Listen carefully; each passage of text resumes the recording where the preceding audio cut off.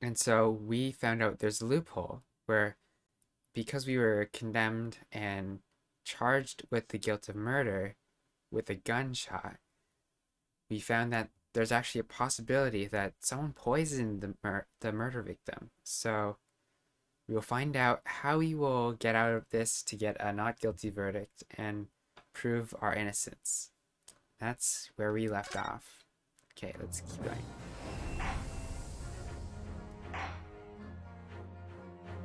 Continue, start playing. We are at part 3 of this trial. And we've burnt most of our bridges. We used up like 4 out of 5 of our chances. Alright, November 22nd November, 1 p.m. So this is like 15 minutes-ish, I think, or an hour from this. In Supreme Court of Judicature, Courtroom 2.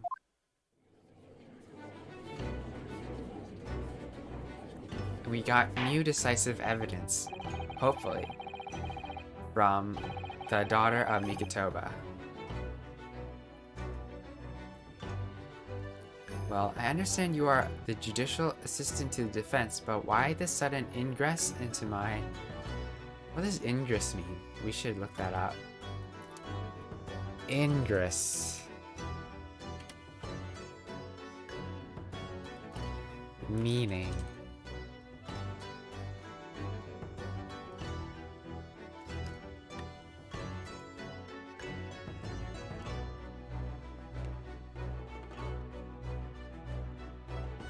Alright.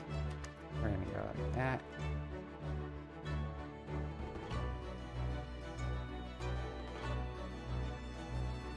To learn to pronounce the act of going in or entering. Simply that. Alright.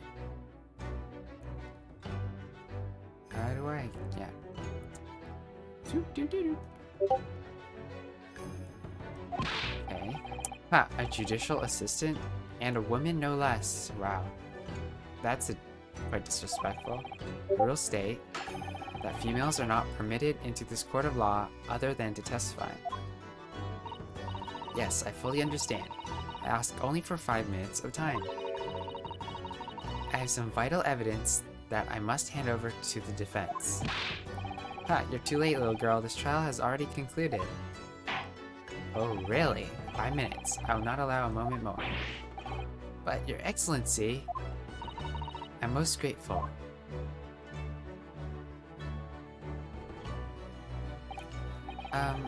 Who exactly are you? I'm sorry, there's no time. Please, simply accept this for now. What is it? A report about something? Written in English. It's Giselle Brett's research. The Englishwoman's? After the trial resumed earlier, I hurried back to the university. I went to Dr. Wilson's laboratory, the medical facility, and borrowed this paper. Oh yes, that's right. Miss Brett was studying under the professor, wasn't she? So, does this research, whatever it is, have something to do with this case? I'm afraid I don't know. I haven't been able to listen to the proceedings of the trial myself. Oh no, of course not. Special characteristics of curare and its effects on human subjects. Interesting. Curare? What's that? I've never heard of that word before. I wonder if we know. Curare. It's a muscle relaxant. Modern medicine.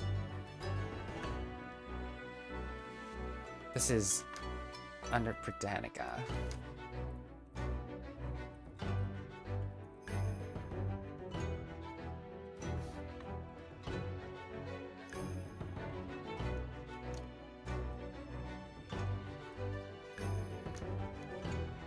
Time's up.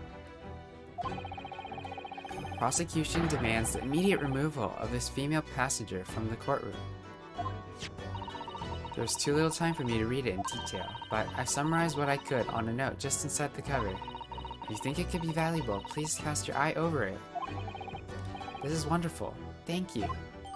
Giselle's report has been added to the court record. Goodbye then, and good luck. We don't need luck. We are innocent. We're gonna get out of this.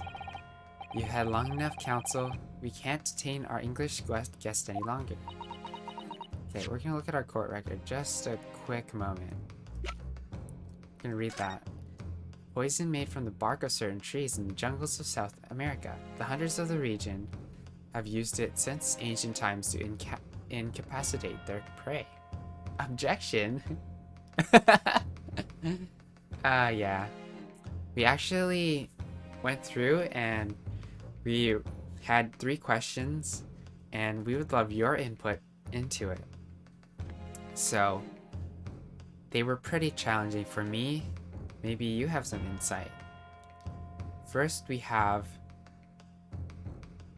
what does it mean that in Matthew 16, verse 19, where it talks about, I will give to you the keys of the kingdom of heaven. Whatever you bind on earth will be bound in heaven, and whatever you release on earth have been released in heaven.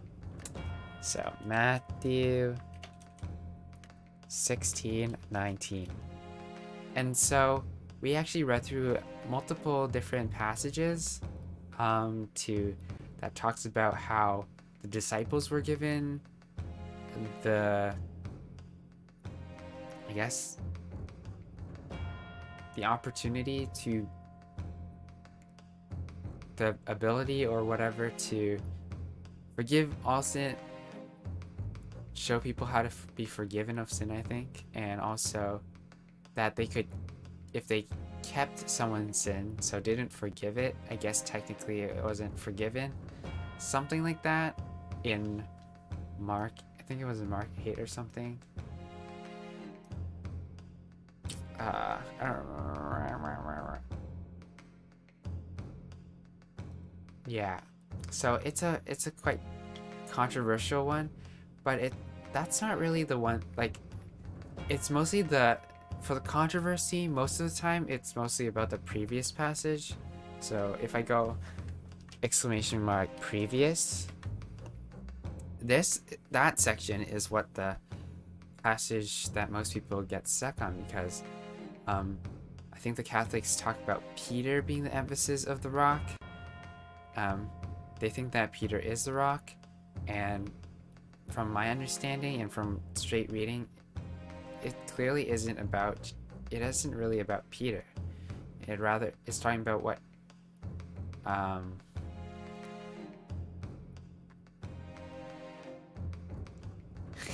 yeah, you can put it that way.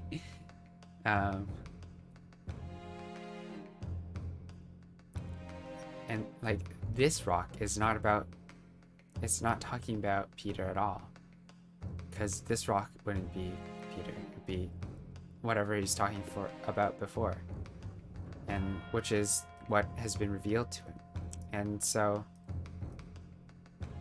yeah, most people talk about how it actually contrasts, like Peter being like Petra, and then like this rock being Petros or something. So like Peter is a small rock or a smaller rock compared to this rock that is mentioned in the passage in the Greek.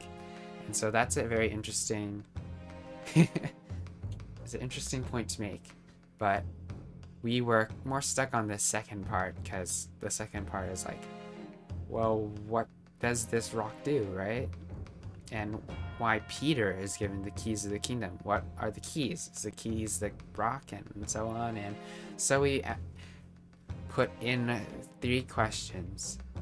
One was also about the time when Jesus said, get behind me, Satan, when Peter was talking, and then talking either to Peter or to Satan. So it was kind of weird in verse 23. So, where's 23? Verse 23. Matthew 16:23. So we have a question about that one. And then we also have the verse 28, which is talking about death. How do people not taste death? And is it about physical death? So Matthew 16:28. And so we actually read other passages that talk about how people who are saved don't taste death the same way as a person who doesn't have salvation. That's my understanding of like what the other passages lead me to conclude. But I could be wrong, so that's why I'm asking other people the same questions. What does this passage mean? So yeah. So now, back to the game, we actually find out there's some research that this doctor has been doing with this poison from the bark, incapacitating prey with the poison. Instant paralysis of the entire body and subsequent death, even in minute doses. Above mentioned effects occur when the poison enters the body through a wound, such as that inflicted by a blowpipe dart. How about ingesting? That's the question. Due to its ability to render the human body paralytic, it is believed that the toxin could have an application as an anesthetic. However, a solution for the respiratory arrest caused as a result of the full body paralysis must be found first, or patients would die of suffocation.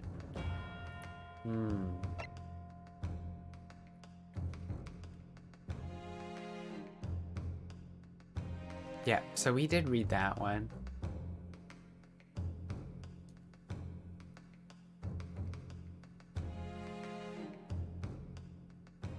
Oh, really? But in Matthew 18, was the church already existent in the way we understand it? Did the church happen right away? I don't really know what it looks like, so that's an interesting point. Let's look it up for a second. So we're back to Matthew 18:18. Matthew 18:18.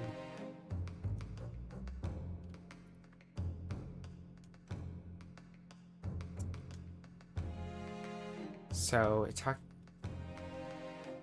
right before it talks about how if a man has 100 sheep, one goes astray. So we're given some parables on the lost and the 99, and how every person who comes to salvation is important to God in a unique way. And talks about if a brother sins against you, we do this privately, and then if he doesn't, then you open it up to 2 or 3 witnesses so that the truth is found not unfairly. And then if he refuses, then there's an assembly. So I'm assuming that there is an understanding of church quite early on in Matthew. So yeah, it's for a Christian newbie, we want to understand how historically the church was started, and clearly we've already started having this where Christians wanted to meet up daily to serve each other, to worship, and they still continue to celebrate the Sabbath and go to the synagogues and learn scripture, but there's more to that.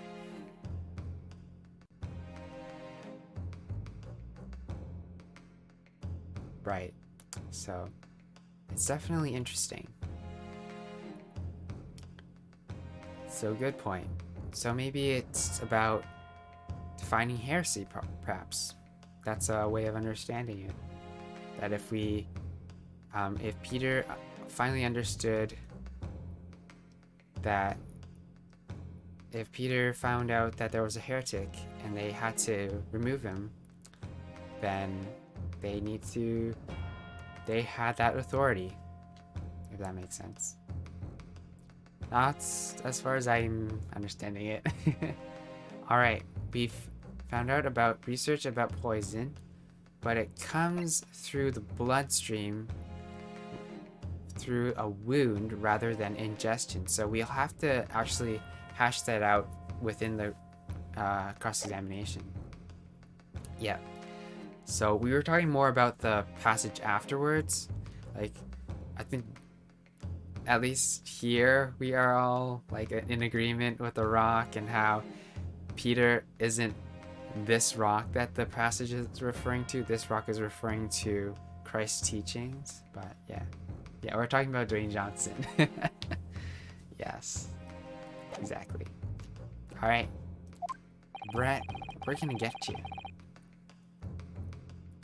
Ask the prosecution defense now one last time. Does either side have further evidence to present to the court? I presume not, but the prosecution has made its case convincingly enough already. Nothing more to add, Your Excellency. Let's do it. Let's present it. Your Excellency, the defense does have new evidence. That look, the unyielding stare of a true Japanese warrior. Well, Miss Brett? Yes, Your Excellency. If you wouldn't mind, perhaps you could grace us with your presence with a little longer. It's a delightful invitation, but I'm afraid it's not very long until tea time. I have to politely decline. Forgive me, Miss Brett. It seems I wasn't clear. I realized it was phrased as a question. However, I must ask you to treat that as an order. I've said it many times before, but the Japanese language makes no sense. My apologies, dear lady. So, counsel, what is this new evidence that demands the court's attention? Okay, let's present it. Yes! Mr. Salesbrett, we understand you were studying under Dr. Wilson at Yume University, doing research. Research by sheer coincidence, perhaps, into a deadly poison. What? Poison? Where are you going with this, counsel? A toxin known as curare, Your Excellency. Even the slightest amount of this deadly poison entering the body leads to an instant death. Objection! What a complete and utter nonsense. Curare, did you say? Never heard of it. You wouldn't have done. What do you mean? I mean that you wouldn't have heard of curare before, for one simple, very simple reason. It's in Africa. It doesn't exist in our country. It doesn't exist? Yet. Correct. Which means, no matter what tests the police can do for toxins, they never identify curare. Why? Because there's no test available here that can identify the presence of this highly deadly poison.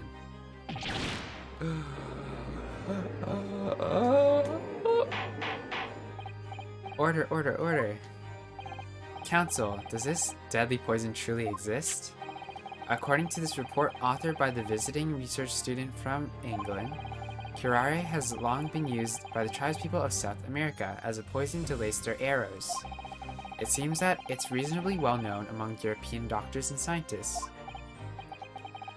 To lace their arrows? The report states that it is produced from the extract of a tree that grows deep in the Amazonian jungle. And it was first brought back to Europe at the turn of the century by explorers. It claims that animals shot by the arrows laced with curare suffer instant death. Doesn't that about sum it up, Miss Brett? Objection! Trumpery.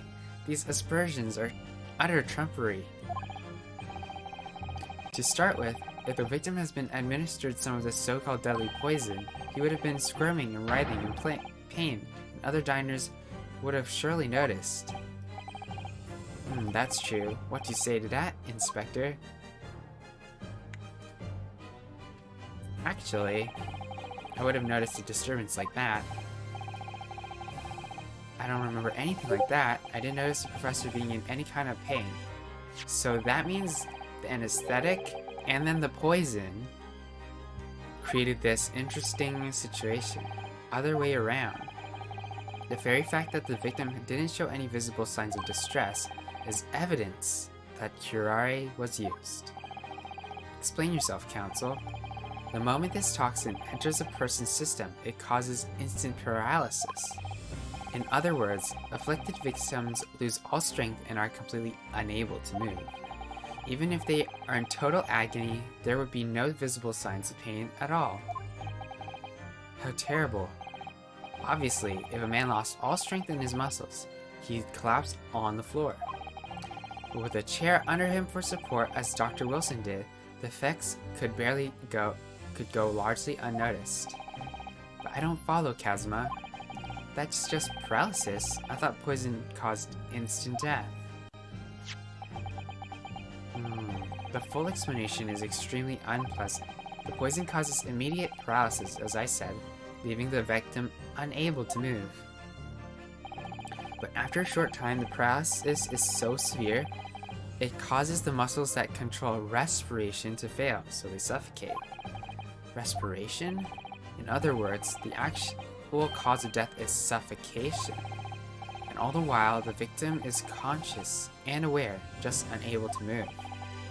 That's hideous. To the observer, it would look almost like the victim was slipping peacefully into an endless sleep, but for the victim himself, his final moments would be a living hell. That is the true nature of this deadly curare poison. Wow. Spooky.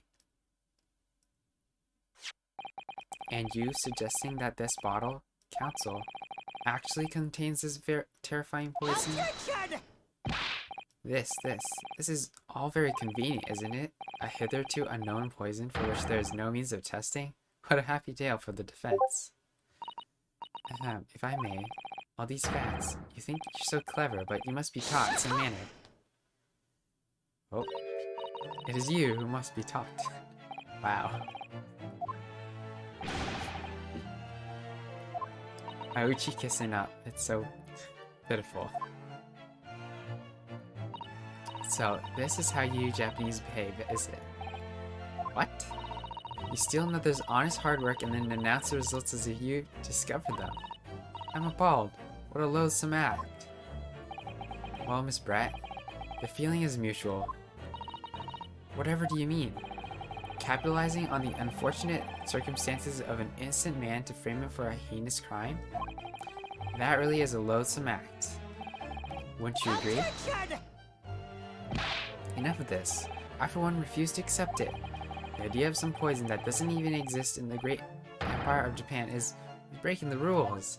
Ha ha. What's so funny? Oh, excuse me. Your Excellency. Yes, Miss Brett? May I borrow that bottle for a moment, please? Well, yes, I don't see, why not?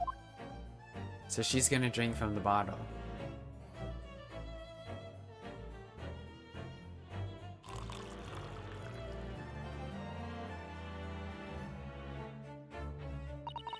Don't get too big for your boots, you insignificant little island boys. She's gonna drink. To an English woman such as myself, this whole affair is a farcical comedy. Now I need to Google what that is. What does farcical mean?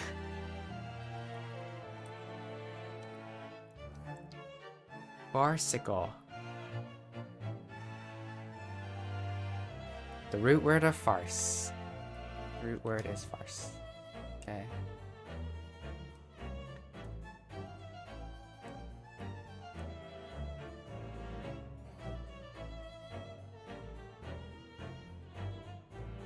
Interesting. Your little police games. These foolish court romantics. It's laughable, really. But I'm getting bored of it all now. It's time for the games to end. Cheers.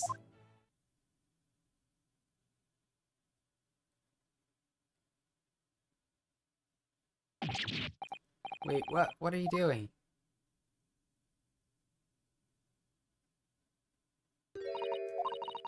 No sparkle left at all. How appropriate for this shabby affair.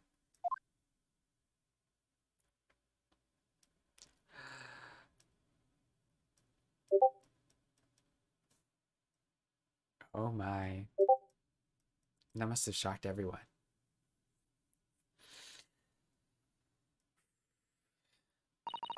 Goodness, whatever is the matter? You all look quite stunned. So, no curare. The bottle was clean. Is that what you're saying? Ha ha ha. You look quite incredulous, little boy. But of course, that's the simple truth. Where does this cup come from, though? Is it from her purse? Or is it from the gunshot with the curare? Ah, it's so... The mystery deepens. Most kind. Grr. Why, thank you, waiter. Now then, Your Excellency. Yes, Miss Brett. I should like to be excused now, please. I think I've given more than enough of my time for the furtherance of friendship between our countries. Ah, yes, dear lady. We are most gratified with all the assistance you have given. The mystery of the murder weapon. This doesn't make sense. There must have been poison in that bottle. Or it could have been in that cup that she got. But how? How did she swallow a whole glass and live to tell the tale? I don't understand it. Well, I suppose in nothing else, this little Far Eastern charade will make for interesting conversation at the next party I attend in London. Yep, I'm definitely enjoying this game, B. Gilbert. We're in Japan trying to figure out what an Englishwoman's involvement in this murder accusation, so we need to find out where the poison went, or if there was any poison at all. But there can't have been, because otherwise she would have keeled over dead. Come on. Give all the clues now. That bottle of water contains no poison.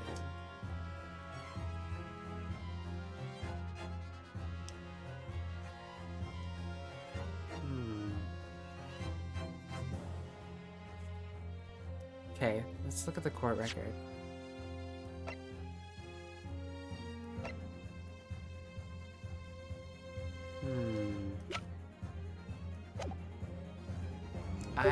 I'm gonna go with no poison, honestly.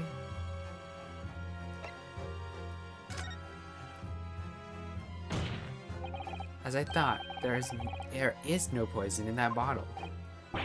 Why? Why, Ryunosuke? Isn't it obvious? There was poison in there. She'd be dead by now, right?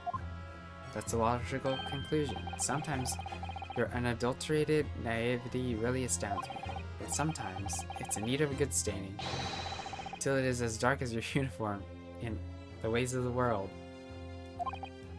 Oh, is that what this color is supposed to represent? Okay. That was a guideless ending to a promising line of ink. We lost? No! Okay, we had to say yes. We got a game over. Our first game over. Yep, I guess we are guilty.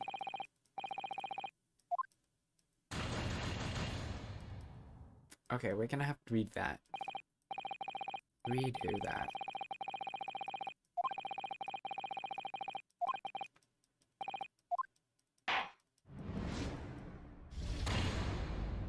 Okay, we can retry this, I think. Retry from the scene, obviously. Start from the current scene, yes. Okay, we're gonna have to turn on auto mode because I don't want to keep clicking. F for autoplay. Okay. There is poison in the bottle, but ow. And we were filled all our chances actually. The culprit did put curare poison into Dr. Wilson's carbonated water. The defense refuses to change its position. You're serious? Objection! Fool, are you blind? There's no possible way the bottle could contain any poison. I mean, we just saw Miss Brett drinking the water from it? That's right, which rather complicates your argument, I think. I believe that complication can be explained. Perhaps it expires in 3 days or something?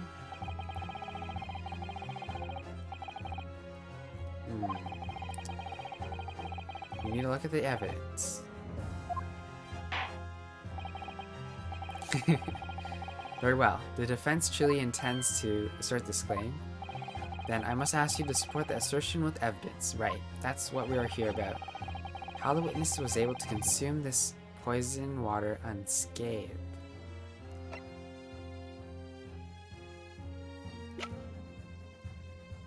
Okay, let's look at the report. Incapacitate, enter the body when the body enters through a wound. And it's not a wound. So I think I'm gonna present this evidence because it says that it only works through wounds. Yes! The answer to this riddle is right here in her own research report. Attention! That's not a valid explanation. No? After all, we don't speak English. The report is under... Ouichi, that's not a fair explanation. Okay, come on. Okay, let's present why. This report is too extensive to be considered by entirety of its court, so let's direct the pertinent section.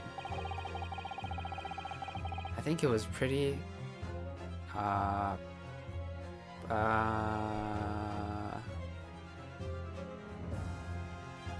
Okay, yeah, I don't know what the heading was. Synopsis, special characteristics. Yeah, special characteristics. Hey, my secure gift. Welcome back. Hope you're doing well. Right now we are determining how the murder victim was affected by poison. So we've been hearing a lot about this curare poison. And it left me curious about something. Oh, counsel? Well, it sounds as though indigenous hunters have been using this poison for years and years to lace the heads of arrows that they shoot at whatever they were hunting. And we've been led to believe, yes. And the point of the hunting is to catch a prey to eat. But if they were to use these laced arrows, doesn't that mean there would be traces of poison left in the prey the hunters were going to eat? Yes, good point. So surely the hunters wouldn't want to eat their prey, would they? Because then they'd be eating poison. Good gracious, counsel. No, that would be madness. But I actually found the answer to that conundrum. In this research paper here, under special characteristics, it says this. The poison starts to work after entering the body through a wound. Through a wound, you say? I see, that makes sense. Yes, the mention of that particular detail seemed a little strange to me, though. But it all makes sense when you interpret what is written like this. When curare enters the body through an open wound, it has terrifying poisonous effects. However, when it enters the body via the mouth, it has no poisonous effects whatsoever. What? Miss Brett, you authored this research. You knew curare's special characteristics. You knew that you could make a spectacle of drinking that water by yourself.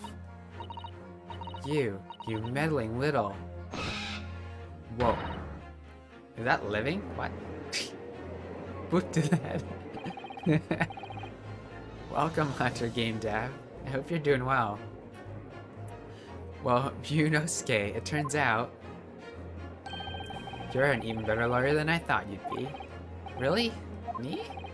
A lawyer? All this poison talk is fascinating, I'm sure, but I fail to see how possibly... So, the ill-bred little puppy has a new toy to play with. Some facts you read in a book. But I'm afraid knowledge doesn't suit you, little boy. It only makes you look silly. What are you trying to say? Your schoolboyish logic has a fatal flaw. I'm good, Yoshi. How are you? Well, for me, I just had breakfast, and now it's lunchtime, and we read through our Bible in a year plan, and it's like this. Yeah. And we were reading Matthew, Genesis, and we started Exodus, and then we also read Psalms and Proverbs. And we actually got some kind of tough questions that were challenging to parse through in the Matthew passage, where it talks about um, Peter being the rock and how he can loose things and bind things. And Epitome actually brought up a good point where later on we use the same kind of language to talk about how we resolve conflict in how someone did sin against another person, how we do it in private and then to multiple people and then afterwards in public and so on. And so I think it's kind of like referring to how the disciples have authority to actually handle these situations and to make sure that there's like no heresy, no sin that's staying in the church. And so, yeah. Oh, you're still tired, perhaps?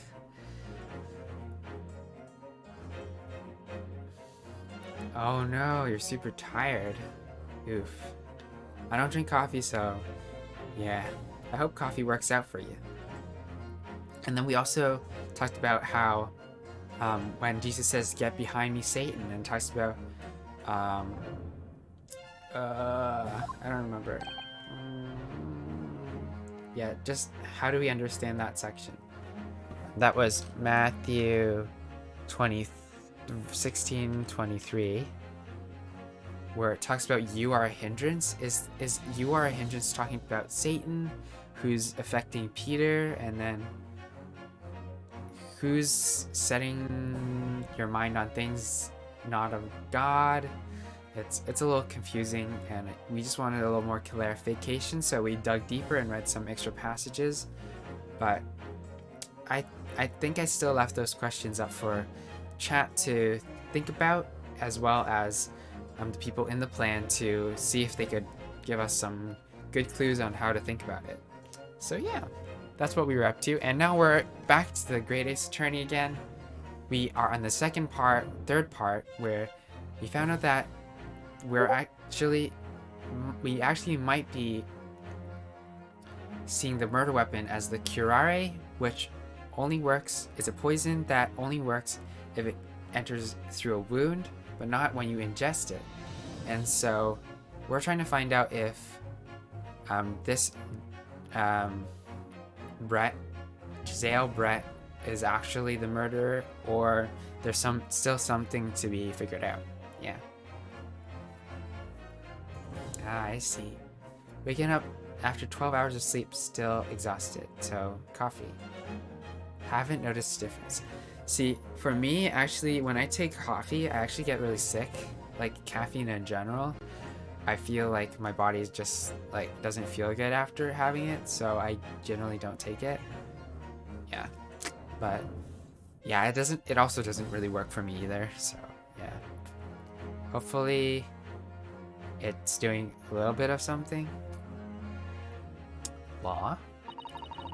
As even your brain has managed to deduce, curare is safe to ingest, it seems likely that its effects are neutralized by the acidic nature of the gastric succus. Well, you see, sparkling water is also acidic, so I'm not sure.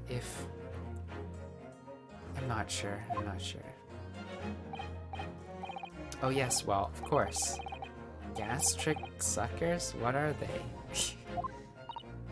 So, if this lethal poison is completely harmless when drunk, the professor wouldn't have died when he swallowed it, would he?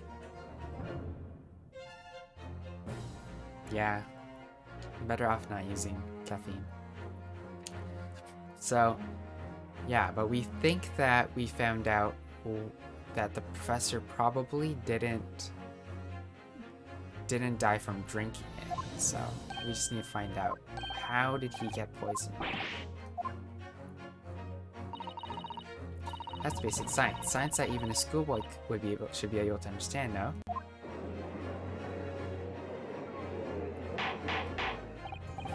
Order, order. In the court, order. Logic holds. If the lady and the professor drank the same poison, they would be affected in the same way. Are you trying to suggest? Okay. Perhaps he was poisoned? So it was in his digestive system, then he was shot later on, and that was shot in his chest towards his stomach, and then that wound would allow the poison to take place, perhaps?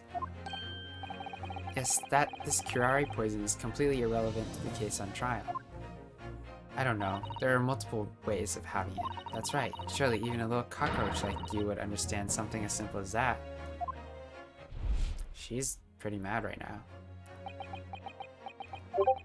What is this? Welling up inside me. Never felt like this before. It's a sort of conviction to break down all the discrepancies. It's so intense, almost rage-like. And more than anything else, it's an animalistic desire to take down my prey. Objection! Objection. I don't think so, Miss Giselle Brett. How dare you use that tone with me? You know very well there's no fatal flaw here. You know exactly why, even though both of you and the victim swallowed the same poison, you are alive, but Dr. Wilson is dead. Counsel, I'm sure I don't need to remind you. You must provide compelling evidence. And we now know that poison is completely harmless when ingested. Why would Dr. Wilson alone have been killed by the curare? Well, obviously, it's because of this. He has a gunshot wound. We're gonna present that. Take that! I'm sorry, Counsel, but the slipshod manner in which you tossed that evidence before the court does not inspire confidence. Okay, so maybe we need to use the post-mortem report. No need to overthink this. You know that the curare's toxic effects only come into play when the poison enters the body via wound. Right, so that can only mean that when Dr. Wilson drank his glass of water, he must have had a wound somewhere that let the poison in. Exactly. So we need some evidence that would prove the professor had a wound inside his mouth. Inside his mouth? He had a molar extraction, of course. Oh.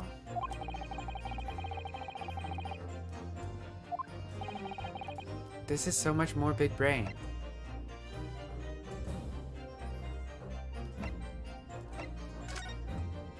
There was multiple ways it could have gone, though.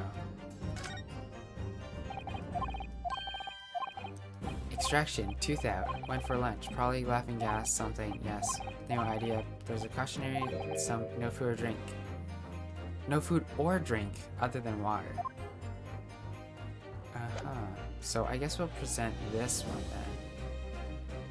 Take that! As Miss Brett so readily pointed out, she drank the same water as the professor. However, there was a fundamental and fatal difference between the two diners. A fatal difference? The toxic effects of curare are only felt when the poison enters the body through an open wound, so for a healthy person with no injuries, drinking it is completely harmless. But what if there was a wound inside the mouth of the person drinking the poisoned water? Inside? Yes, like the wound you might have if you had just been to the dentist and had a tooth extracted, for example. Wow, that's pretty crazy. Miss Brett, you acknowledged many times in your testimony already that you were well aware of Dr. Wilson's dental appointment that day. So that's it. Use the knowledge to orchestrate this. Is she laughing? I don't like to repeat myself, but honestly I can't resist. These childish courtroom games and your half-baked arguments are so puerile. Well, we're gonna Google that word. What does that mean? Puerile.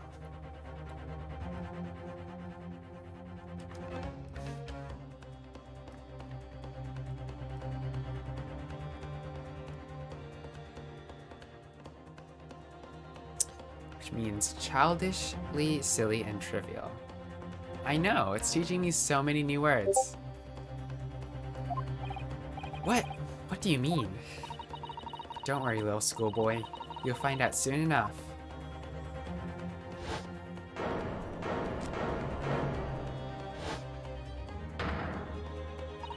You see, when you leave vital evidence lying around, you never know what might happen to it. No, I mean, it could just slip.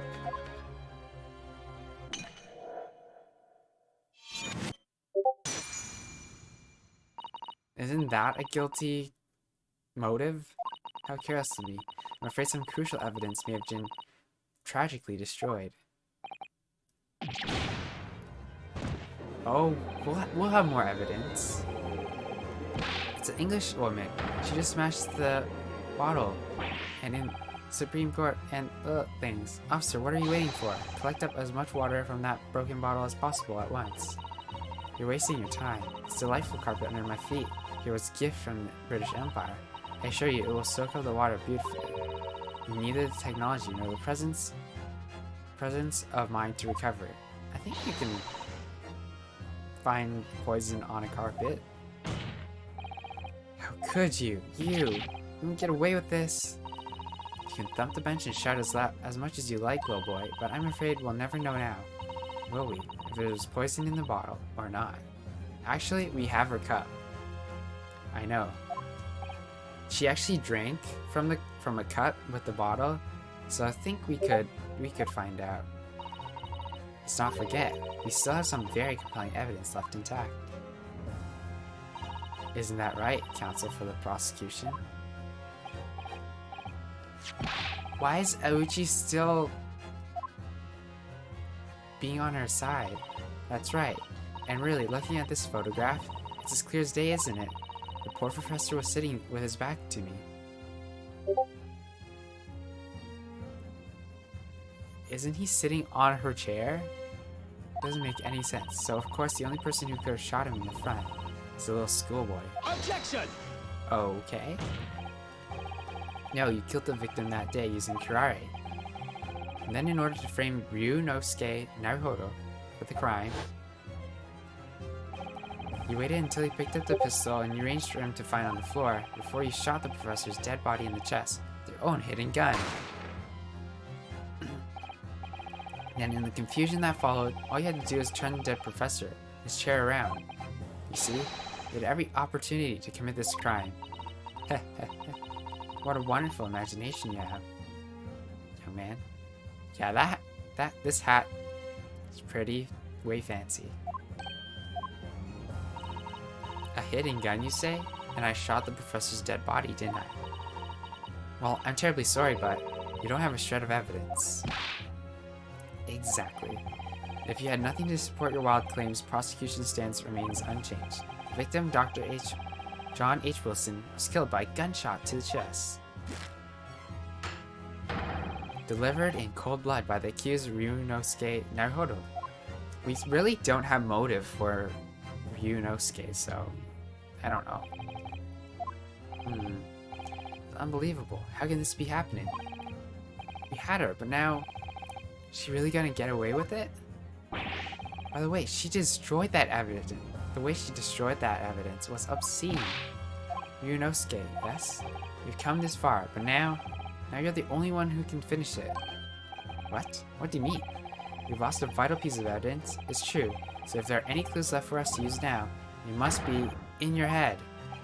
In my head?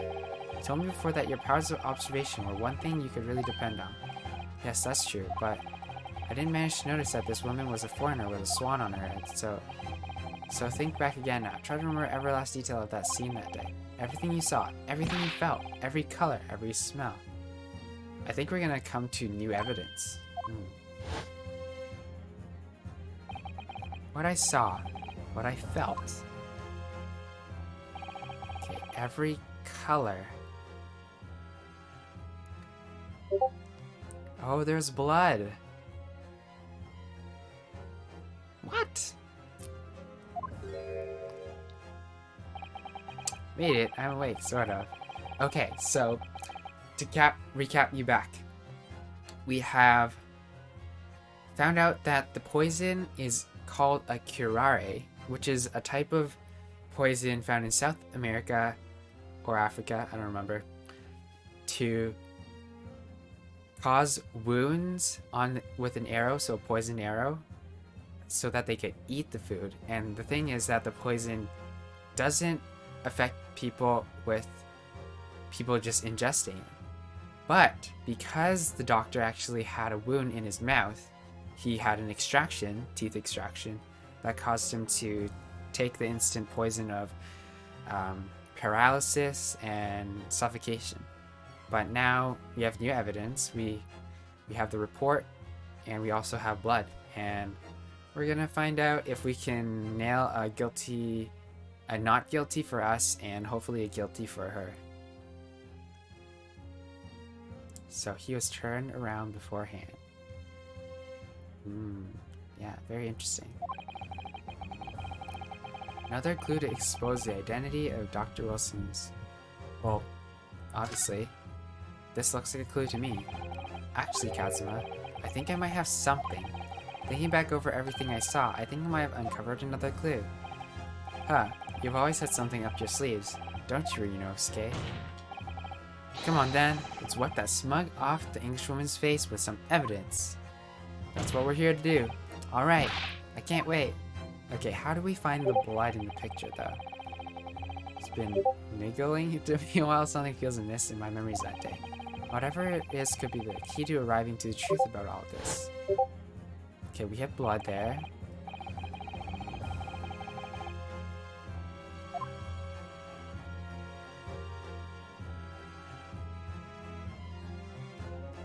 Well, it's blood, right? We just remembered blood. I don't get it. Answer me, Inspector Hosonaga. Yes, what is it? Unless he's still miles away, probably thinking about that bottle being smashed. As you've said a number of times now, you strive for perfection in your investigations, don't you? Absolutely. I wonder, therefore, perhaps you took anything else from that scene of the crime. Like, for instance, the plate of steak that you took from the victim's table that day? Attention! Wait a minute. Where are you going with... Where are you going with this, little boy? She's saying the same thing. It's just, a memory has been troubling me. What memory? I saw the scene shown in this photographic print with my own eyes that day, and it's in black and white. And I saw that on the wooden base of the plate that the steak was served on was a splattering of blood. What? Oh, really? And what of it? Obviously, that must have happened when you shot the professor. Actually, no, that can't be the case. Take a good look at the photograph and the relative position of everything there. The plate of steak is almost directly behind the victim. If I'm supposedly to have shot Dr. Wilson in the chest from the front, there's no way that the blood from the victim could have ended up directly behind him. Ah, yes, for blood to have made it on the plate, it implies the plate was between the victim and the shooter, which means the shooter must have been sitting opposite of the professor, as you were. Giselle Brett. I beg your pardon? Attention! This is beyond ridiculous, fabricated nonsense. Is the court seriously expected to believe something the accused has apparently just remembered seeing? Hold it! Inspector Hosonaga, back me up on this. This could be the moment that my entire career in the police force has been leading to. Inspector, you mean... Yes, I took the plate, and in the interest of preserving the evidence from the scene of the crime, I took it, meat and all. I don't care if they call me a crime scene thief because of it. You did what? I took the steak that you had been eating, Miss Brett. I took the steak that the sergeant has been eating. And I did it all in the name of justice. Then we can find out for sure whether or not there's bloodstain on Miss Brett's plate. You must examine it now.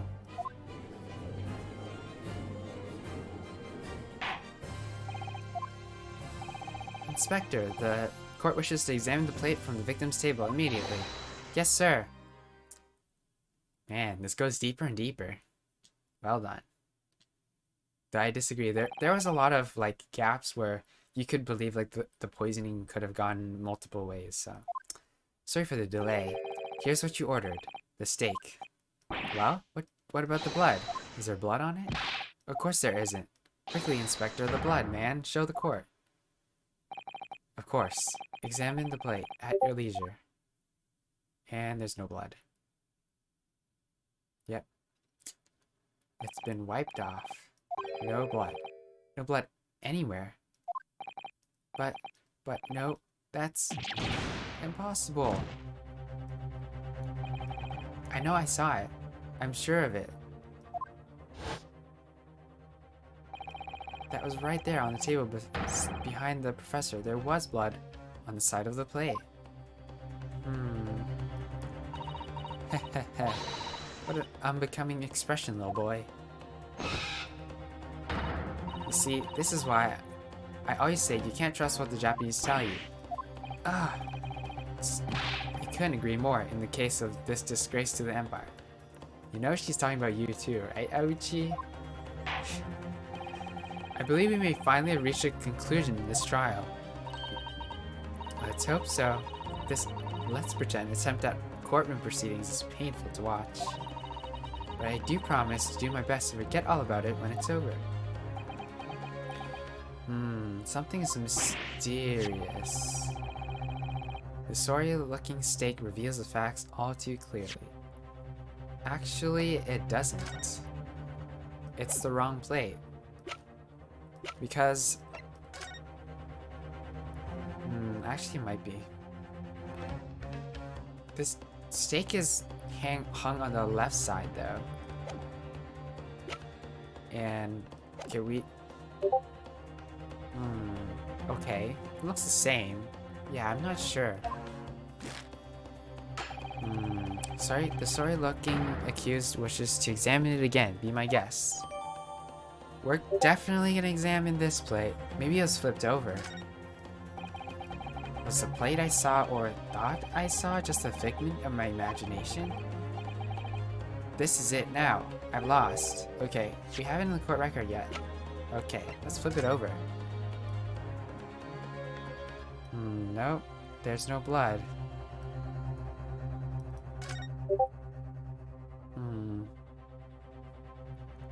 Wait, what? Huh? What in the world is this? I think it's a Koban coin. The hallmark is from the Hoi era, I believe. No, I mean, what is it? I mean, what is it doing there? Oh. Wait, did you just say it was a Hoi Koban?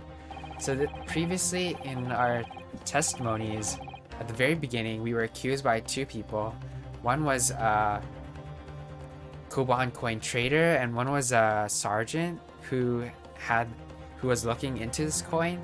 And so, for some reason, this is underneath the stake. So this wouldn't make sense to be under Dr. Wilson's plate. So interesting. Okay, this isn't the first time today there's been talk of a Hoi Koban. I heard of pearls before swine, but I've never heard of bullion in bullion. I don't think you'll ever will again.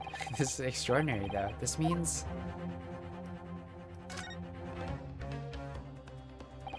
I'm certainly never expected to find precious coin underneath this thick cut of meat. This is from the Hoi era too. This would make it very valuable. It's well marinated in the juices as well. Look. What are you thinking of eating it? Of eating it? No, no. But the next time I order a steak in an expensive restaurant, one thing's for sure. My heart's going to be racing as I lift up the meat and peer underneath for a prize. That's so random. I think you might have the wrong end of the stick about this, Ryunosuke. A Koban coin underneath this steak. There's only one logical explanation. Yeah, I think we found out why. Ryunosuke, it's not over yet. Not until the final gavel. Never stop believing in yourself. Keep looking forward, no matter what. Believe in myself? Really? He doesn't believe himself. Maybe I should at least examine the evidence for myself. Okay, we already did that. As the evidence requested by the defense has not been shown to be problematic in any way, I presume any further examination of the evidence in this trial will be unnecessary. Oh, we'll object to that. Will the defense accept that? Bloodstain was going to clinch the trial for me. Can this plate of steak reveal any other clues at all? Yep, there's another clue. Your Excellency, please wait. This plate of beef is hiding another clue. Another clue that will reveal the shocking truth. The only thing that's shocking here is your unhealthy fascination with beef steak. Your Excellency, I think I made myself clear, haven't I? I'll not be able to turn a blind eye to any more unnecessary procrastination in this trial. I'm sorry, Miss Brett, but we must ensure a thorough examination of the evidence. I'll not give a ruling until I'm completely satisfied that all reasonable doubt has been dispelled. I see. As a newly affirmed ally of my country, that's still your position, is it? Thank you, Your Excellency. Counsel for the defense. You will now clearly show the court what you're alluding. Where precisely on this plate of beef steak is this new clue to be found? Okay, we're first gonna open it. And then we're gonna click on this guy. What? What in the world is... Okay, we already read this. So we'll just autoplay it. We read this already. She's using her position to sway his decision, obviously. She would have backed up by evidence if she had actually innocent, so. Bleep, bleep, bleep, bleep, bleep, bleep.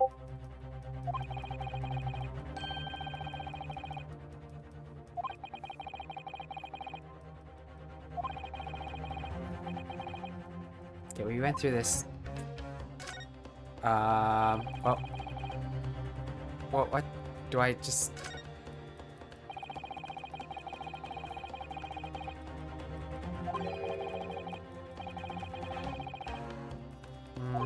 Okay, we have to keep going.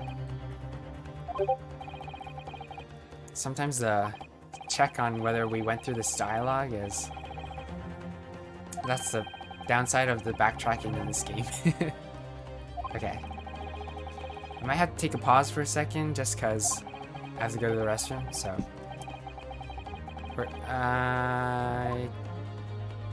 I'm gonna hold it right there for a sec.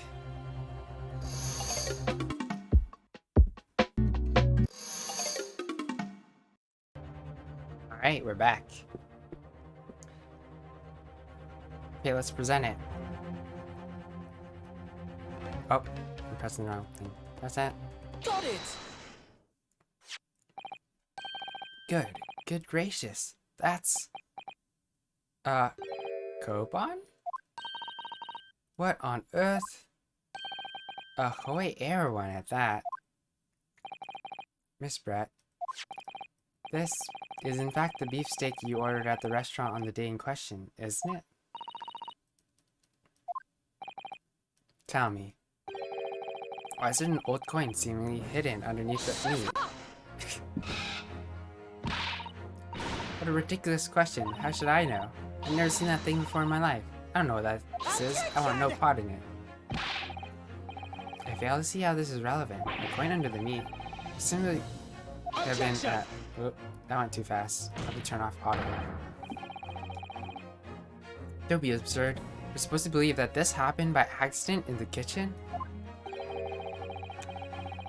A rare Hoei Koban just happens to be underneath that piece of steak. If this turns out to be irrelevant to the case, I will rip up my ticket to Great Britain right now. He's right. It can't be a coincidence. Your Excellency. Yes, Council?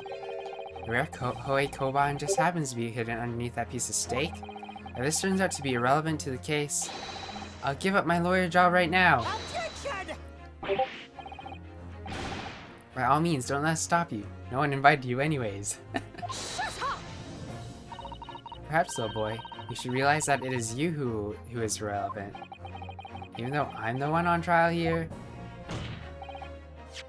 The point is, it's essential we ask the owner of this coin if he can explain what it's doing under that stake. The owner? Yes, it's obvious. There's only one person it can belong to. The owner of this Koban was found underneath the beefsteak is... We have this guy, Kiryu Korekuta. Take that! Korekuta.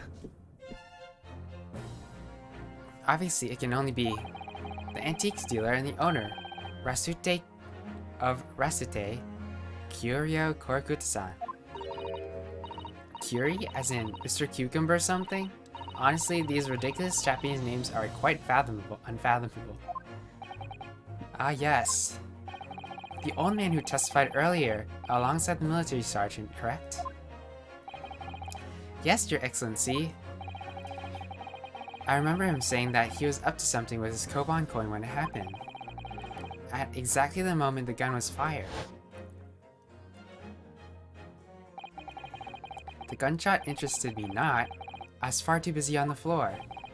Too busy on the floor? Sorry, what were you doing? Hunting for treasure.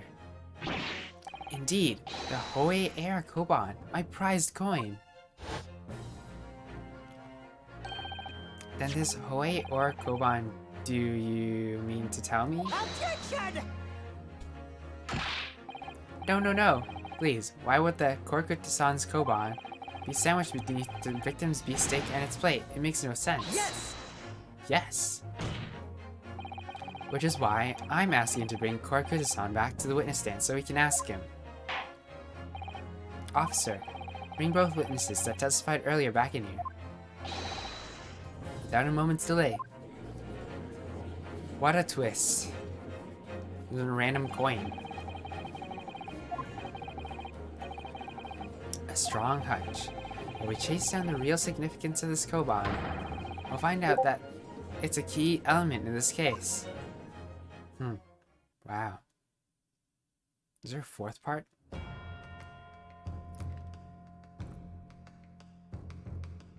We have 4 people on the stand now, and so we might need to do that canning thing and point to them. Okay, what is this all about? Why have I been called up again? Don't you realize it's dinner time for little baby Ido? When my son's belly empty, he's fiercer than a pack of wolves. Exploited by the police, we were, like miserable dogs, forced to bear false witness. And when I cast from this courtroom, myself, I became a ruined man in a trice. What's a trice?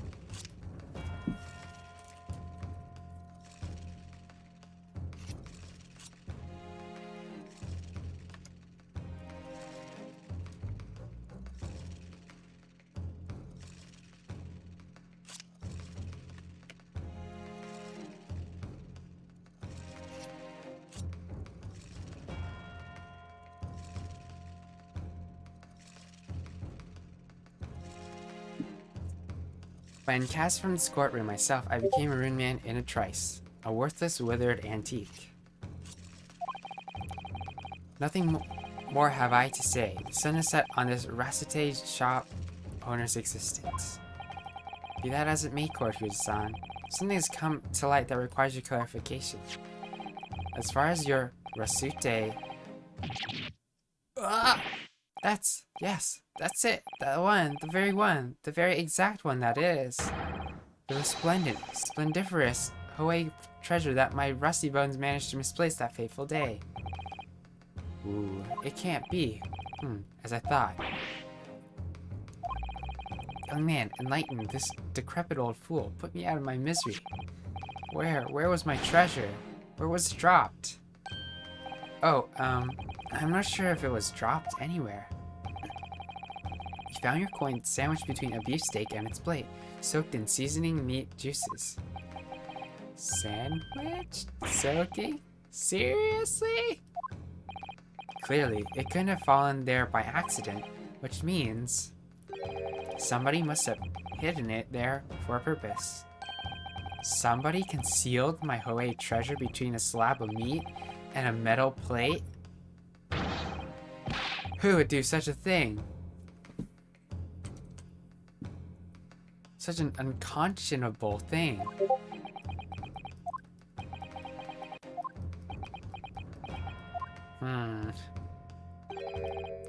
Excuse me. Could I say something?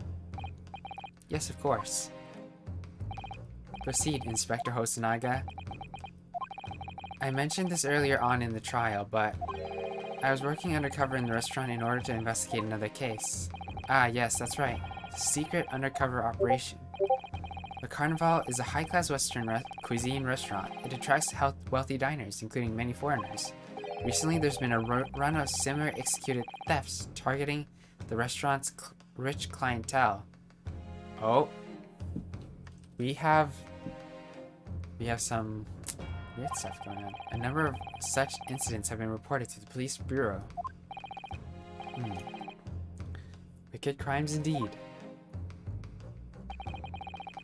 Wanted to nip the case in the bud quickly, especially with so many foreigners being affected. So that's why you were sent undercover, isn't it? Yes, I took on the job of waiter at the restaurant in order to flush out the criminal. It seemed likely that this Koban incident is the work of the same thief. So unbeknownst to us, there's a master thief at work in the restaurant on a regular basis. Yeah, I know, right? He seems quite sus. The place was already the scene of several crimes, it seems. I don't know about the master thief part, but the identity of a person who stole and hid Korakuta-san's Koban is all too clear. What? What? I think the court would like to hear the defense's view on this matter. Who is this person? I think we know. It's Ayase Noza, because he's poor-ish, maybe. Take that! Obviously, it can only be you. Sergeant Ayase Noza. What? How? How dare you? You monster. Monster? I stole that Koban, did I? I'm the master thief of Le Carnival. Am I? You're seriously accusing me of these crimes, cadet? But it wasn't me. It was Aido. Aido is the mastermind behind all this.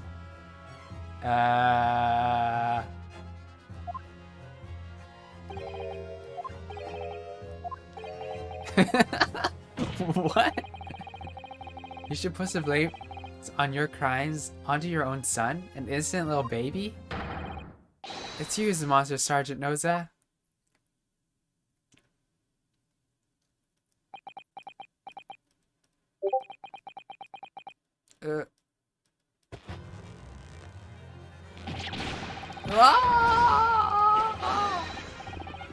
Clippity cloppity clippity clop. What is going on with him? Gah!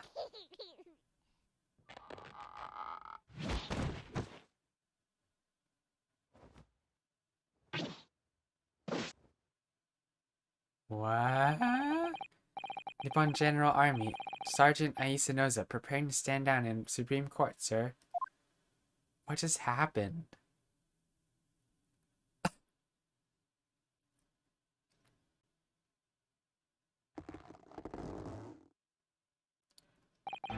Do any of you know of the extraordinary low wages of the Nippon Imperial Army pays those it expects to keep our country safe? Oh my goodness. I understand that the temporary increase in taxation owing to the recently ended conflicts remain in place. And I've heard it's hard for lower-ranking officers to make a living, yes? All I want is to put a hot meal on the table for my son. That's why you were stealing things at the restaurant? The place is heaving with money. Every 3 days I go there and do reconnaissance for a target. And I'd enjoy chomping my way through a good steak at the same time. Sounded like he doesn't bother with a knife and a fork even, which is worrying unbelievable. Worrying unbelievable. And your target that day was the old man in his koban? Yes, sir. He was an easy mark. I slipped the coin into my pocket without any trouble at all. A veritable phantom thief you are. I was all set to leave the steak when I was halfway through devouring when it happened. Bang! Yes, when the professor was shot. I knew that if the police conducted a search and found the coin in my pocket, I'd be finished. Aido too. So I hid the incriminating evidence as fast as I could, on the double. I slipped it underneath the steak, hoping that I'd be able to rendezvous with it again at a later date. Wow. Awkward. This is ridiculous. Perhaps you could carry on with this absurd prowling in your own time? Well, Miss Brett. Of course, dear lady. How rude of us. I'm quite sure there's no need to detain you any longer at all. The esteemed gentlewoman, please be excused, Your Excellency. Indeed. The theft of the koban was clearly perpetrated by this baby-saddled sergeant. It would certainly appear to be unrelated to Dr. Wilson's murder. Of course it is.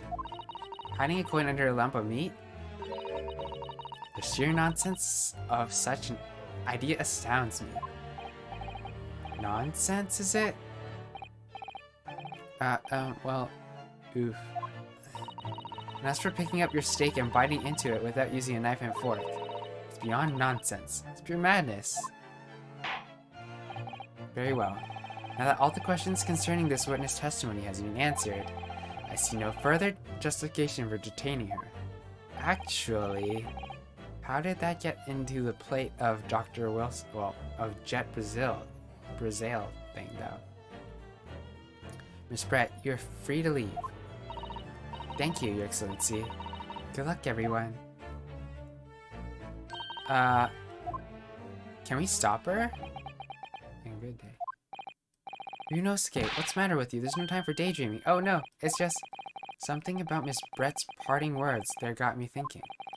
I can't quite work out what exactly, but something she said jarred with me. Okay, what did she say? I wasn't paying attention.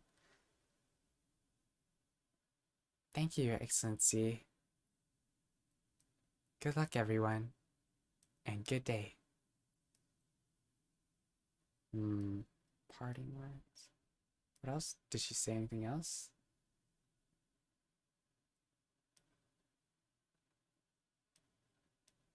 Sheer nonsense, pure madness.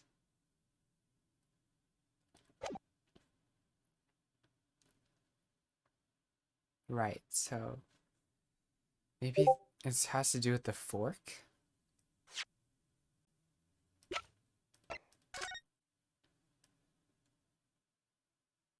Right, he's biting directly into the steak. So this couldn't have been hers, because it would have been cut, right?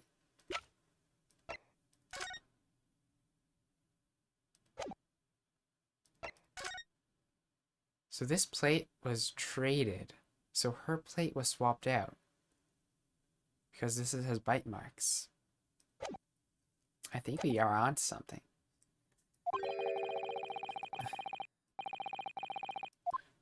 If that's the case, don't just stand there thinking. Make your voice heard. Sorry? You can think it later, but if you don't call it out now, it'll be too late. The trial will be over. Let's get her on the stand. Hold it! Wait, Miss Brett. What is it now? I'm afraid, just one last time, there's something I'd like to ask you. I'd like you to explain the contradiction in your parting words just a few moments ago. What are you talking about? What contradiction? Attention! What new student nonsense is this? Well, what parting words are you talking about, Ryunosuke? Hiding a coin under a lump of meat? It's utter nonsense. Sheer nonsense. Right. And as for picking up your steak and biting into it without using a knife and fork? It's beyond nonsense. Pure madness. Yep. Yes, I'm right. What she said there exposed an undeniable contradiction. I'm going to need to see the evidence, Counsel. If Miss Brett's truly are contradictory, where's the evidence to prove it?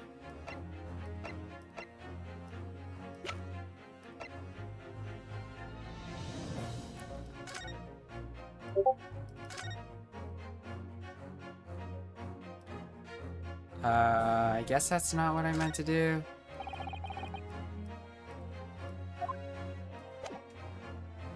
We're gonna present this. Let's do it. How do you turn off auto again? F? Can't press auto. Present. Take that! The steak that Miss Brett has been eating before Professor was killed. Yes, go on. More accurately, Your Excellency, the steak that was on the victim's table just before the Professor was killed. Now you're just splitting hairs. Not true. Doesn't something about the steak strike you as very unnatural? Unnatural? What on earth do you mean? It's extremely obvious. I'm talking about the shape of the edge, where it's been eaten. I see you've noticed it too, Miss Brett. Just a few moments ago, Miss Brett claimed no English man would even contemplate picking up a steak and biting into it without using a knife and fork. Of course she did. She's a refined English gentlewoman herself. Then take a good look at the steak, in particular the edge where it's been eaten. It's a bite. As you can see, there are clearly defined barbaric teeth marks there. Yep. Ah. Looks like Miss Brett has realized something. So, if the witness, as she claims, wouldn't contemplate eating anything without using a knife and fork, there shouldn't be teeth marks in the steak at all. Attention! That's right. But what's your actual point? Perhaps the delightful Miss Brett has ravenously...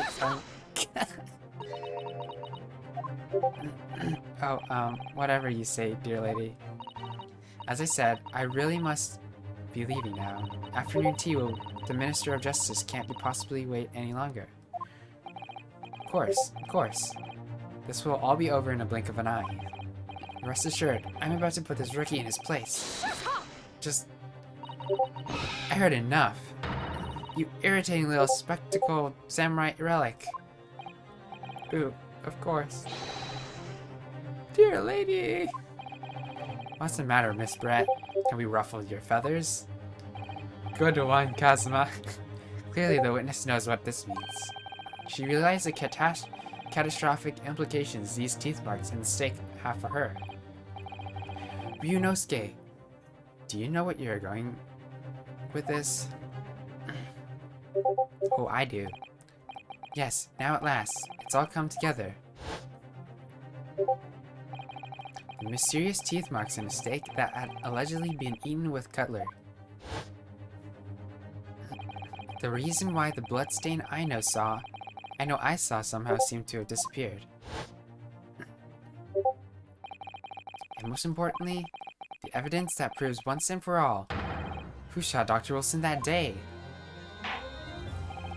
Except that these teeth marks in the steak are a little unnatural, as you put it, Counsel. But what exactly are you suggesting that tells us? Everything, Your Excellency. Everything?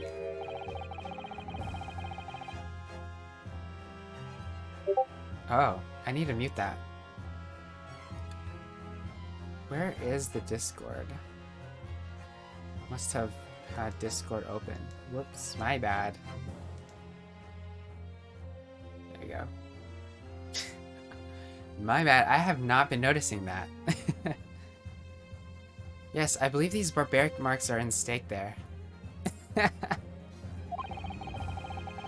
Amount of conclusive evidence in this case.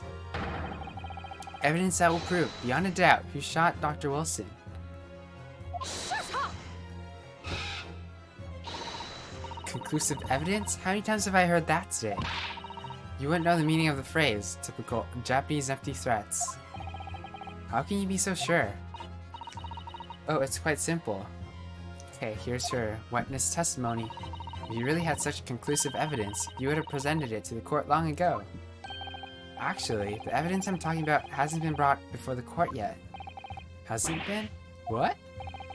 But just because it hasn't been shown yet, doesn't mean that the evidence does not exist. Objection! That's absurd. The trial has run several hours already, and you say there's evidence yet to be brought forward? There can't be. I don't believe you have it. Objection!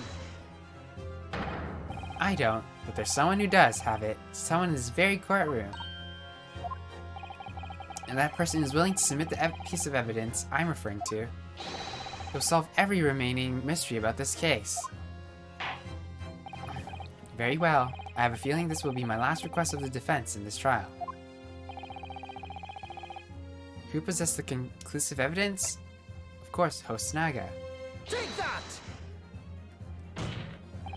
The answer is obvious. Inspector Host-Naga. What? I have it? Yes.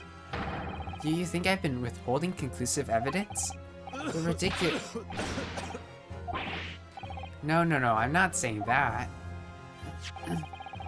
Everyone's attention has been focused on this stake with the teeth marks. Yes. Now, earlier this afternoon, Sergeant Nosa told court the following. I'd enjoy chomping my way through a good steak, and as well as admitting to stealing the Korakuta-san's coin, and he told us that he slipped it under the steak. Yeah, I'm still curious about that. Charmy Rosewolf guessed that it was maybe like TB or some kind of sickness that got him. You watch it, cadet. I'm superior officer. Sergeant Nosa, could you please confirm something for me? Was the stake that you put the coin under, in fact, your own stake? Teen Shun. Affirmative, of course. I might be a soldier in the Imperial Nippon Army, but still. I'm not brave enough to ask a foreign gentle lady if she'd mind me manhandling her meal to hide something in it. In other words, the stake that the detective submitted as evidence earlier was in fact Sergeant Notes' meal. Objection! But that makes no sense. That plate was taken from the victim's table.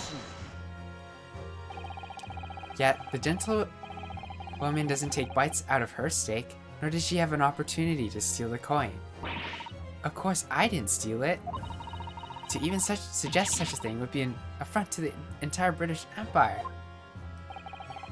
She's really throwing around the weight of being British or whatever.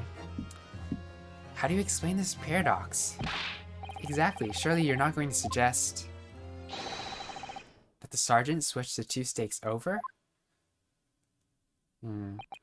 I honestly don't know.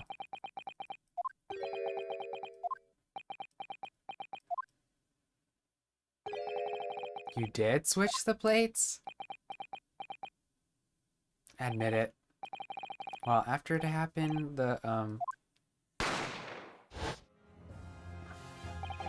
I saw the civilian had been murdered right in front of my eyes like that, I panicked. And I said, I immediately lifted my stake and hid the coin underneath it. But then when the waiter announced he was an undercover policeman, I thought I had it. If he decided to investigate my slab of meat, that'd be it. I'd be getting my marching orders. Oh, the truth comes out. So when the cadet here was arrested and taken off the kitchen, I seized my chance.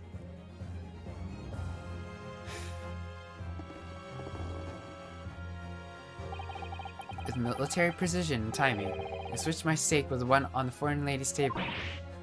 What? You can't have. I never saw you do such a thing. It was called Operation Lightning Bolt. There was no time for strategic planning. It was do or die, I tell you, so yes, I did what had to be done. Unbelievable! However, fear not, Prosecutor-san. What now? I swear on the brass buttons on my uniform. That's all I did, sir. All you did? That's plenty, Sergeant. Yes! Okay, let's get that evidence, that decisive evidence, man. Let's do it. It means he took Miss Brett's steak and the plate it was on back to his own table. Yes, that follows. Inspector Hosonaga, yes? Earlier in this trial, you told the court this. You said that you had not only taken Miss Brett's steak after the incident, but also the sergeant's. That to preserve evidence, you had taken both. Ah. Oh, she's getting mad. That's correct. Then please present it to the court now. The plate that was actually on the victim's table at the precise moment he was shot. Shut up! What can that possibly tell us now? I mean, a cold slab of tough meat can't have the slightest bearing on the case. Oh, it can. Objection? No, you're not wriggling your way out this time, lady. I beg your pardon? Surely you're not that forgetful. Surely you remember the reason why the steak pan promises to prove such a problem, for you know. Huh. You're the ones who decided it was a problem, not me. The reason the defense asked to see the plate was confirm something the defendant remembers seeing. Thinks he remembers. I'm quite sure of what I saw, Miss Brett.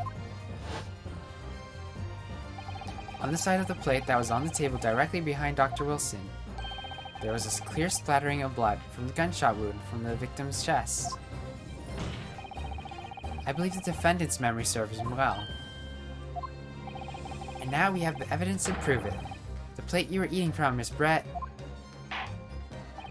Let's not prolong this any further. Inspector, will you show the evidence to the court? Present the beefsteak and this plate that was originally on the victim's table at the time of the incident. Come on, you got this. Yes, sir. This is it. Sorry for keeping you. There's the other side of the steak and its plate.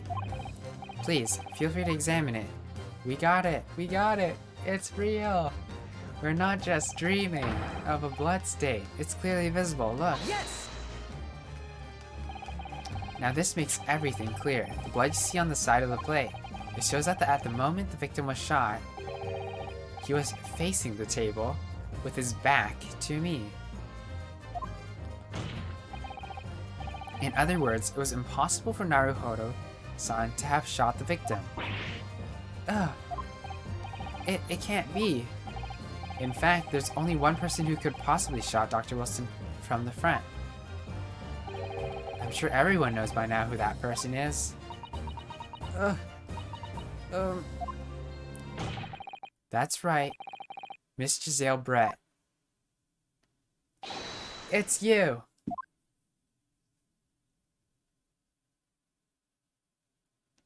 It's happening. It's happening.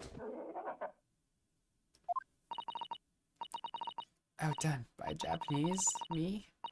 By Japanese schoolboy? No, no, no.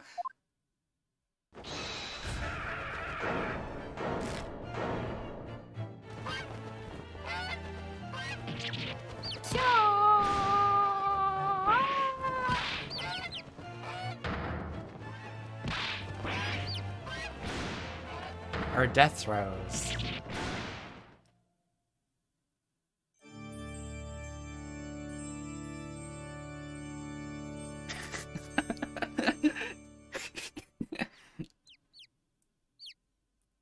Yes, these are kind of ridiculous.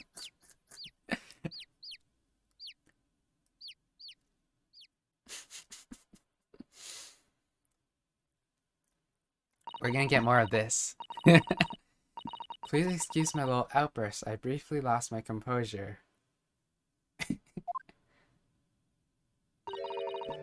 Most unbecoming behavior of an English gentlewoman.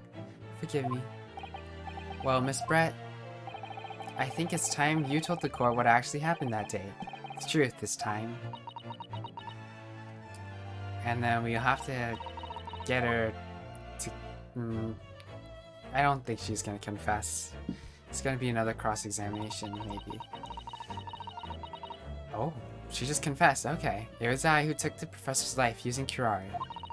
As you surmised, I chose that particular day for one very important reason. The professor had a dental appointment for the extraction of one of his teeth in the morning. So you planned to kill the professor, knowing that no trace of poison could be found in his water. Because curare is unheard of here in Japan. Yes, of course, I never intended to remain at the restaurant for as long as I did. I only needed to see the professor take one tiny sip of his water, and it would be all over. I would place the steak I had ordered in front of him to make it appear as though he had been dining alone, and leave immediately. However, before any of that happened, there was an unexpected visitor at the professor's table. That would be me, I suppose. Yes, you. Who else? Such a trifling matter, but the fact that you decided to come over to greet the professor meant that I had lost my chance to slip away unnoticed. In due course, the professor took a sip of his water and was paralyzed. I made sure he was sitting in his chair such that he wouldn't fall. There was no going back at that point, so I concocted a plan on the spur of the moment. Wow. I planned to pin Dr. Wilson's murder on this innocent man. I happened to know that the professor always carried a gun. I decided to use that fact to my advantage. I had the bottle of curare in my handbag, and my own pistol concealed underneath my skirt. Wow. Under your skirt? So I was right, there were two guns. Yes. And when I finished my coffee and got up to leave, that's when I noticed the professor's gun, which you had presumably placed on the floor, a place where you were sure that I would notice it. And everything went according to plan. You noticed the gun as I intended. Till we, as a meddling kid, got her back. In court. And then just as you bent down to pick it up,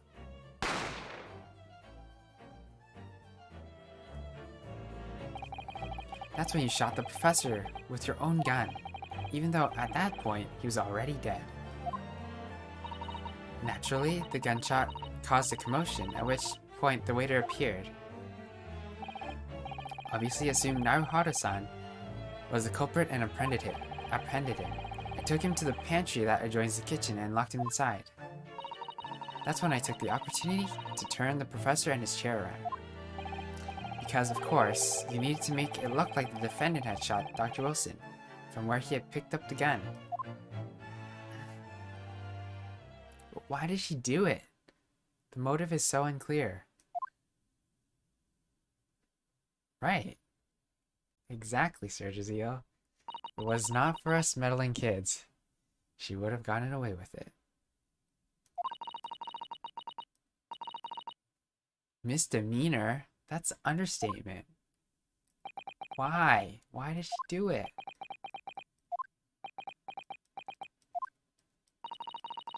Your Excellency, yes.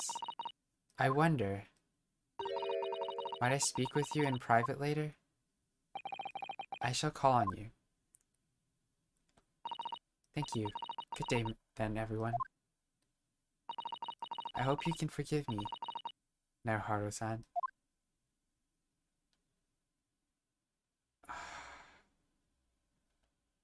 Stratus, welcome. How are you doing?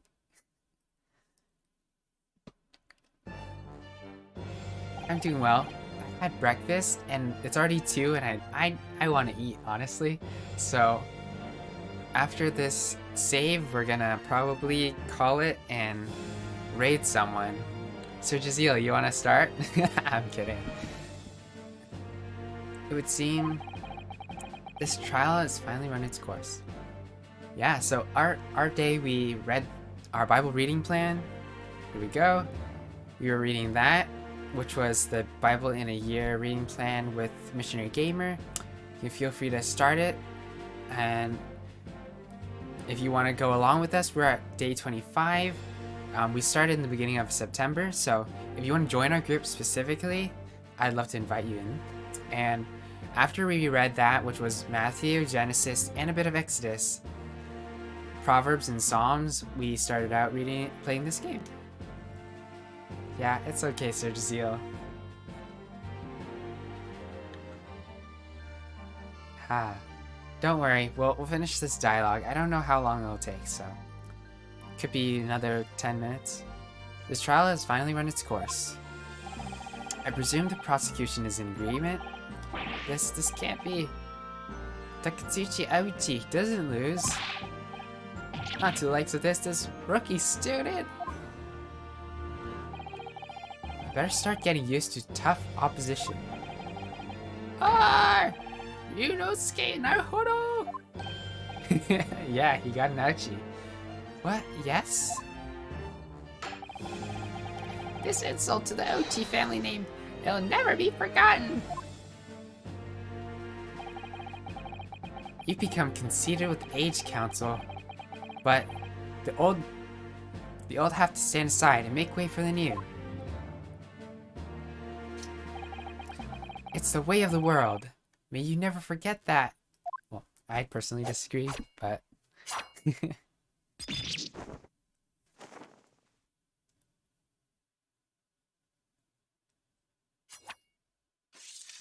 I did not expect that. 1,000 millennia may pass, and still the Auchi clan will never measure up to the Naruhodo clan. Wow, that's some serious words going. Well, I believe go down in history as the start of a new chapter in our country's judicial system. Despite being summoned as the accused, you, Ryunosuke Naruhodo, represented an excellent case. I thank you, Your Excellency. The use of evidence and deduction to unravel the truth is a modern methodology. After all, it has only been a few short decades since our country opened its doors to the wider world. But the Western ideas of science are rapidly gaining acceptance here. I feel sure that the science will soon bring new methods of investigation and new procedures of justice. A new future of law awaits, but what will it look like? I cannot begin to imagine. That is for the young to pursue. Kazuma Asogi. Yes? After this trial, you are set to embark on a journey of discovery to the illustrious British Empire. Learn all you can, absorb everything of the wider world that you are able to. And do not forget to fulfill the mission imposed upon you. I understand, Your Excellency. What was that about? Why do you look so grave all of a sudden? Ah, never mind. As for you, Ryunosuke Naruhodo. Oh, yes? In you, I sense, how can I put it, unusual potential. I very much look forward to seeing how you carry that onwards. Thank you, Your Excellency. I think that's to be continued.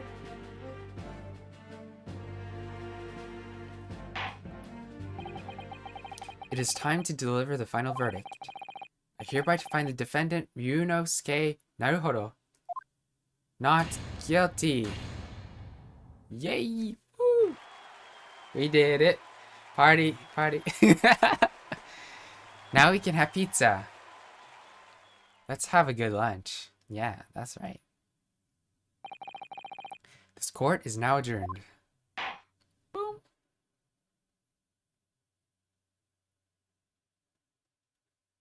Now all the tension's lifted. The 22nd November, 2:46 p.m. Supreme Court of Judicature, Defendant's Antechamber 5. I can't believe it. I can't believe what's happened. I made it. I defended myself and made it through that horrendous trial. Ryunosuke, you finally pulled it off. Congratulations. Well, I couldn't have done it without you. Thank you, Kazuma. Ha ha ha. No, it was a pleasure to watch you at work.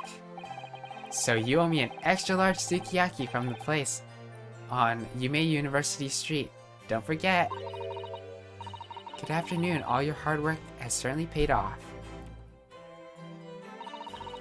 Congratulations, both of you, for proving Naruhodo-san's innocent. Our trusty judicial assistant.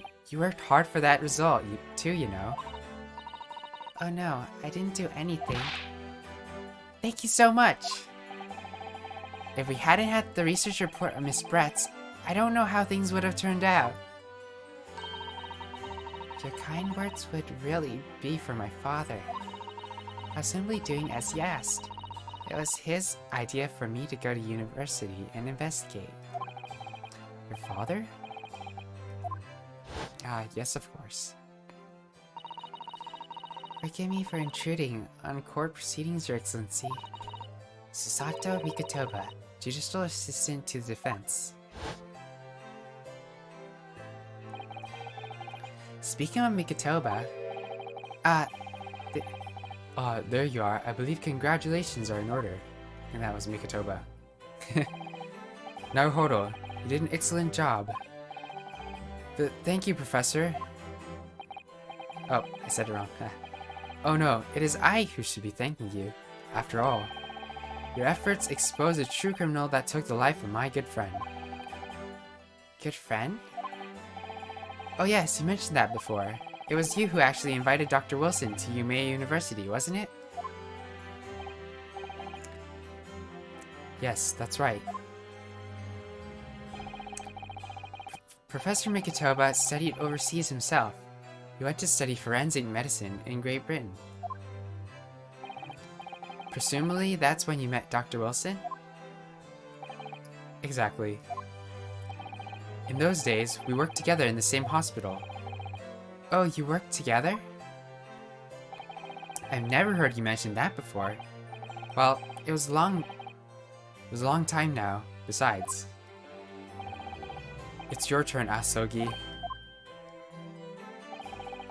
Great Britain is a magnificent country. It leads the world. In science, medicine, engineering, culture, and of course, in law. Watch and learn, my boy. See what's happening in the world's largest melting pot. I will. I'll learn all that I can. I swear on this. The spirit of the Asogi clan. You're not taking that sword to Great Britain, are you? Of course I am. A Japanese man's katana is his soul. This blade shows me where I need to go. And cuts down anything that's in my way. Yes, I've definitely seen how sharp it's already with my own eyes. That reminds me, what happened to the woman? To Giselle Brett? I mean, after all, she's guilty of murder. Oh yes, her. It's not easy to tell you this, but... What do you mean? Surely she's going to face a trial herself now. She's the true culprit after all. She'll be leaving Japan in the very near future for Shanghai. What? Shanghai? Giselle Brett will not appear in court again in this country. I'm certain of that. I'm certain of that. What? Why not? It's a matter of consular jurisdiction. Oh. Inspector Hosonaga. It was a hard-fought battle in the courtroom today. Very impressive to watch. I must But what's this all about? What's all this about consular jurisdiction? We cannot try this particular foreigner for her crimes here in Japan. What? We can't try her? But then, who's gonna bring her to justice? A British consular court will hear a case somewhere far away where our voices can't be heard. But why a consular court? Professor, I simply don't understand. I thought consular courts are a thing of the past now. We've signed the friendship treaty. Yes, in normal circumstances you're right. Then, so long as this is not a serious incident of a highly political nature to our respective governments. They can't invoke a consular court just like that. Oh, can't they? Yes, she's a student, but it doesn't justify our government making secret agreements about her fate, does it? Something strange is going on. So Miss Brett can't be held accountable for her actions here in Japan. I'm afraid that, for the young student, today's trial is nothing more than a game all along. There was never any danger of comeuppance for her. I don't believe it. Wow. The British government's Foreign Affairs Ministry has demanded that we hand over custody of Miss Brett. They're obviously taking this case to a foreign student, this case of a foreign student committing murder very seriously. But it's all going to change from now on. We can make a change. This is a time of great turmoil. This new era heralded by the start of the 20th century. One day, I have no doubt, that woman will receive the judgment she deserves. Yes, change is coming. We're the ones driving it.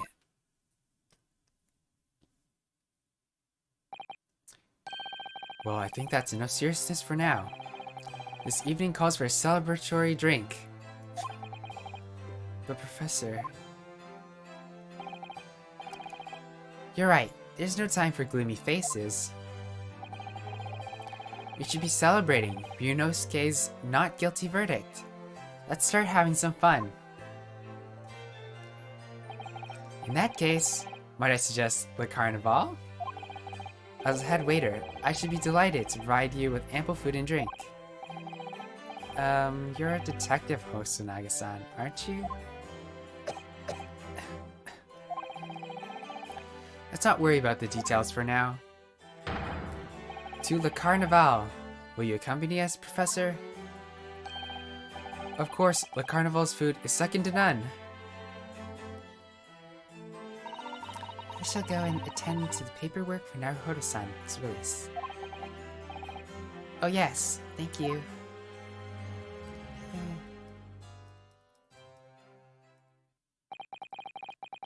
So Giselle Brett won't be tried here. I suppose that means I'll never know. Never find out why she killed Dr. Wilson. Wow, what a mystery. Kazuma.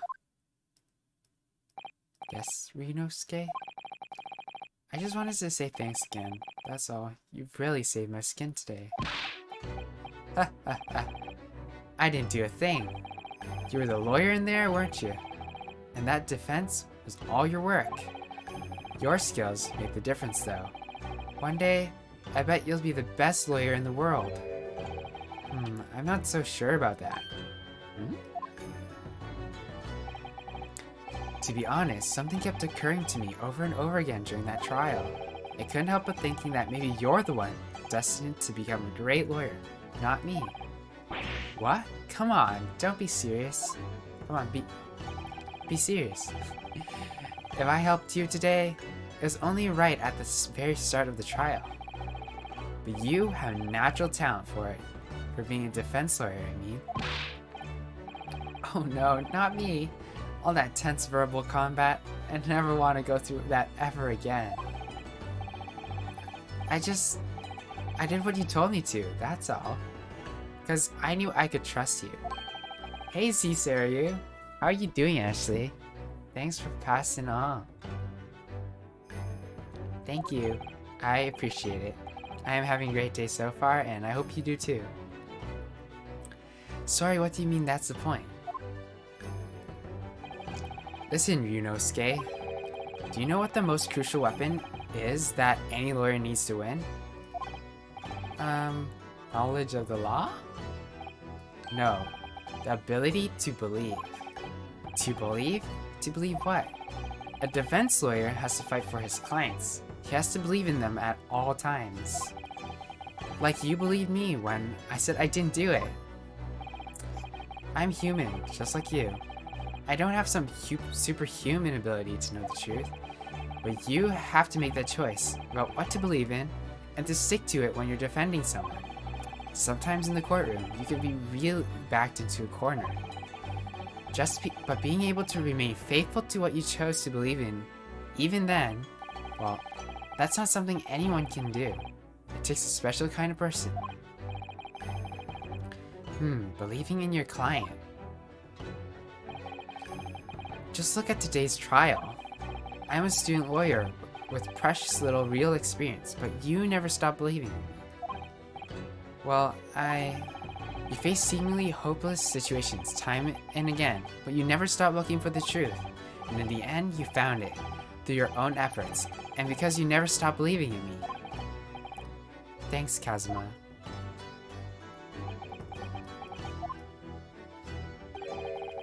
There's something I want to ask you, actually. Ryunosuke. Well, it's a favor, really. Something very important to me. It sounds serious. What is... Ah, you're still here, are you? Oh no, he cut off... What did he want to give me? Oh, Inspector Hosonaga. I've arranged some rickshaws for us. Let's go. Thank you. We'll be right there. Okay, come on. What do you want? Let's pick up this conversation again later. No! The cliffhanger! We should be celebrating right now. Your first court victory. And your study tour to Great Britain, don't forget. Ah, yes, that too. That was a cliffhanger? Whoa, what was that flash? So my very first trial came to an end. Kazuma, Professor Mikotoba, Susato-san, who acted as my assistant, Inspector Hosonaga, who didn't really play much of a part, but still. It was because of the help and support of all these people that I managed to get through that trial. I think this game has a graphics bug. More importantly, Kazuma hadn't yet managed to ask his favor of me. Little did I realize just how much it would change my life.